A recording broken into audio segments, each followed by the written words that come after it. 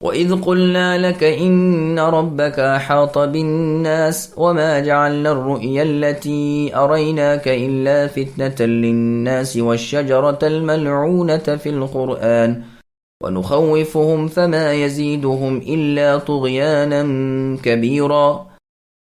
اور یاد کیجئے جب کہ ہم نے آپ سے فرما دیا کہ آپ کے رب نے لوگوں کو گھیر لیا ہے، جو نمائش ہم نے آپ کو دکھائی تھی وہ لوگوں کے لیے صاف آزمائش ہی تھی، اور اسی طرح وہ درخت بھی جس سے قرآن میں اظہار نفرت کیا گیا ہے، ہم انہیں ڈرا رہے ہیں لیکن یہ انہیں اور بڑی سرکشی میں بڑھا رہا ہے۔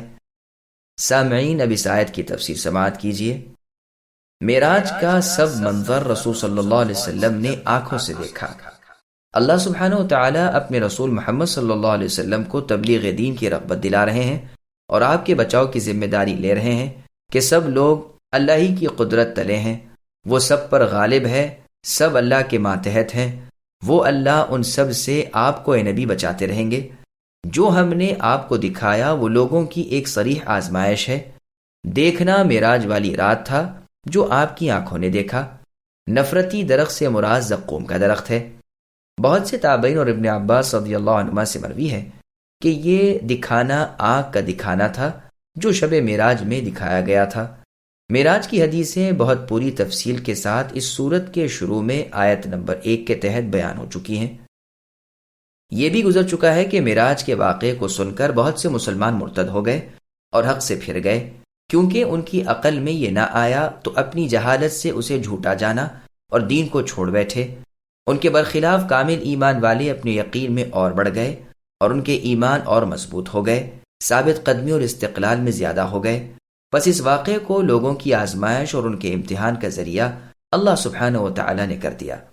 رسول اللہ صلی اللہ علیہ وسلم نے جب خبر دی اور قرآن میں آیت اتری کہ دوزخیوں کو زقوم کا درخت کھلایا جائے گا اور آپ نے اسے دیکھا بھی تو کافروں نے اسے سچ نہ مانا، اور ابو جہل ملعون مذاق اڑاتے ہوئے کہنے لگا، لاؤ کھجور اور مکھن لاؤ اور اس کا زقوم کرو، یعنی دونوں کو ملا دو اور خوب شوق سے کھاؤ، بس یہی زقوم ہے، پھر اس خوراک سے گھبرانے کے کیا مانے۔ ایک قول یہ بھی ہے کہ اس سے مراد بنو امیہ ہیں، لیکن یہ قول بالکل ضعیف اور غریب ہے۔ پہلے قول کے ہی قائل تمام وہ مفسرین ہیں جو اس آیت کو معراج کے بارے میں مانتے ہیں، جیسے ابن عباس رضی اللہ عنہما، مسروق، ابو مالک، حسن بصری رحمہم اللہ وغیرہ۔ امام ابن جریر رحمہ اللہ کا پسندیدہ قول یہی ہے کہ مراد اس سے شب معراج ہے اور شجرۃ الزقوم ہے، کیونکہ مفسرین کا اس پر اتفاق ہے۔ ہم کافروں کو اپنے عذاب وغیرہ سے ڈرا رہے ہیں، لیکن وہ اپنی ضد، تکبر، ہٹ دھرمی اور بے ایمانی میں اور بڑھ رہے ہیں۔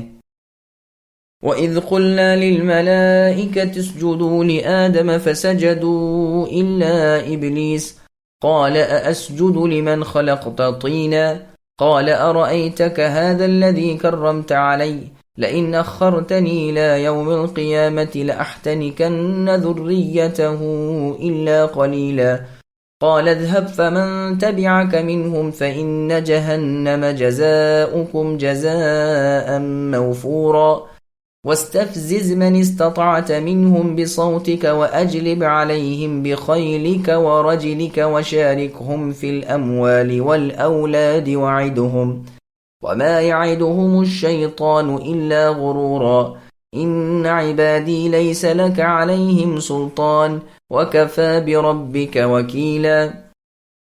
اور جب ہم نے فرشتوں کو حکم دیا کہ آدم علیہ السلام کو سجدہ کرو تو ابلیس کے سوا سب نے کیا۔ وہ یعنی ابلیس کہنے لگا کہ کیا میں اسے سجدہ کروں جسے آپ نے اے اللہ مٹی سے پیدا کیا ہے؟ اچھا دیکھ لیجئے، اسے آپ نے اے اللہ مجھ پر بزرگی تو دی ہے، لیکن اگر مجھے بھی قیامت تک آپ نے ڈھیل دی تو میں اس کی اولاد کو بجز بہت تھوڑے لوگوں کے اپنے بس میں کر لوں گا۔ ارشاد ہوا کہ جا، ان میں سے جو بھی تیرا تابعدار ہو جائے گا تو تم سب کی سزا جہنم ہے جو پورا پورا بدلہ ہے۔ ان میں سے جسے بھی تو اپنی آواز سے بہکا سکے بہکا لے، اور ان پر اپنے سوار اور پیادے چڑھا لا، اور ان کے مال اور اولاد میں ان سے اپنا بھی ساجھا لگا، اور انہیں دل بہلاوے دیا کر ان سے شیطان کے جتنے بھی وعدے ہوا کرتے ہیں سب کے سب سراسر فریب و دھوکہ دہی ہیں۔ میرے سچے بندوں پر اے ابلیس تیرا کوئی قابو اور بس نہیں۔ آپ کے رب اے نبی کارسازی کرنے والے کافی ہیں۔ سامعین، اب ان آیتوں کی تفسیر سماعت کیجیے۔ ابلیس کی ہٹ دھرمی۔ ابلیس کی قدیمی عداوت سے انسان کو آگاہ کیا جا رہا ہے کہ وہ تمہارے باپ آدم علیہ السلام کا کھلا دشمن تھا۔ ابلیس کی اولاد بھی برابر اسی طرح تمہاری دشمن ہے جس طرح کہ ان کا باپ ابلیس۔ سجدے کا حکم سن کر سب فرشتوں نے تو سر جھکا دیا، لیکن ابلیس نے تکبر جتایا، اسے حقیر سمجھا اور صاف انکار کر دیا کہ ناممکن ہے کہ میرا سر کسی مٹی سے بنے ہوئے کے سامنے جھکے، میں اس سے کہیں افضل ہوں، میں آگ ہوں، یہ خاک ہے۔ پھر اس کی ڈھٹائی دیکھیے کہ اللہ جل وعلا کے دربار میں گستاخانہ لہجے میں کہتا ہے کہ اچھا، اسے اگر آپ نے اے اللہ مجھ پر فضیلت دی تو کیا ہوا، میں بھی اس کی اولاد کو برباد کر کے ہی چھوڑوں گا، سب کو اپنا تابع دار بنا لوں گا اور بہکا دوں گا، کچھ یوں ہی سے تو میرے پھندے سے چھوٹ جائیں گے، باقی سب کو غارت کر دوں گا۔ شیطان کو مہلت دی گئی۔ ابلیس نے اللہ تعالیٰ سے مہلت چاہی، اللہ تعالیٰ نے منظور فرما لی اور ارشاد ہوا کہ وقت معلوم تک مہلت ہے۔ سورہ حجر آیت نمبر 37۔ تیری اور تیرے تابع داروں کی برائیوں کا بدلہ جہنم ہے جو پوری سزا ہے۔ اپنی آواز سے جسے تو بہکا سکے بہکا لے، یعنی گانوں سے اور تماشوں سے انہیں بہکاتا پھر۔ جو بھی اللہ تعالیٰ کی نافرمانی کی طرف بلانے والی صدا ہو وہ شیطانی آواز ہے۔ اسی طرح تو اے ابلیس اپنے پیادے اور سوار لے کر جس پر تجھ سے حملہ ہو سکے حملہ کر لے۔ رجل جمع ہے راجل کی، جیسے رکب جمع ہے راکب کی، اور صحب جمع ہے صاحب کی۔ مطلب یہ ہے کہ جس قدر تجھ سے ہو سکے ان پر اپنا تسلط اور اقتدار جمع۔ یہ امر قدری ہے نہ کہ حکم۔ شیطانوں کی یہی خصلت ہے کہ وہ اللہ تعالیٰ کے بندوں کو بھڑکاتے اور بہکاتے رہتے ہیں، انہیں گناہوں پر آمدہ کرتے رہتے ہیں۔ اللہ تعالیٰ کی معصیت میں جو سواری پر ہو اور پیدل ہو وہ شیطانی لشکر میں ہے۔ ایسے جن بھی ہیں اور انسان بھی ہیں جو اس کے مطیع ہیں۔ جب کسی پر آوازیں اٹھائی جائیں تو عرب کہتے ہیں اجلب فلان علی فلان، اسی سے ماخوذ ہے۔ رسول اللہ صلی اللہ علیہ وسلم کا فرمان ہے، جیسا کہ سنن نبی داؤد میں ہے، کہ گھوڑ دوڑ میں جلب نہیں، وہ بھی اسی سے ماخوذ ہے۔ جلبہ کا اشتقاق بھی اسی سے ہے، یعنی آوازوں کا بلند ہونا۔ مال اور اولاد میں شرکت کا مفہوم۔